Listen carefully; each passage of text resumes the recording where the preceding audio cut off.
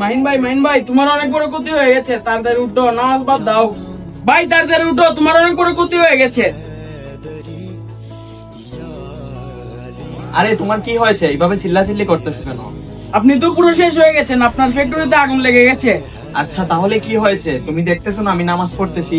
ভাই আপনার ফ্যাক্টরিতে আগুন লেগেছে আর আপনি এখানে নামাজ পড়তেছেন ধৈর্য সহকারে। আরে তুমি জানো না আল্লাহ তাআলা যা করেন ভালোর জন্যই করেন, আর আমি নামাজ পড়ার সময় দুনিয়াবি চিন্তা মাথায় নেই না।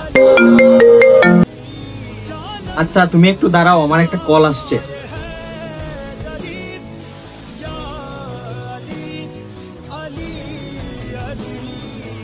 আলহামদুলিল্লাহ। তোমার ওইখানে ফ্যাক্টরি পড়তেছে আর তুমি এখানে আলহামদুলিল্লাহ বলতেছো।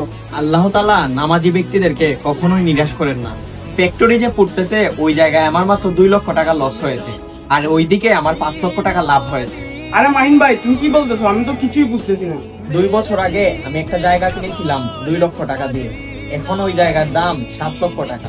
এখন বুঝতে পারছো আল্লাহ তাআলা নামাজি ব্যক্তিদেরকে কখনোই ঠকান না। আলহামদুলিল্লাহ।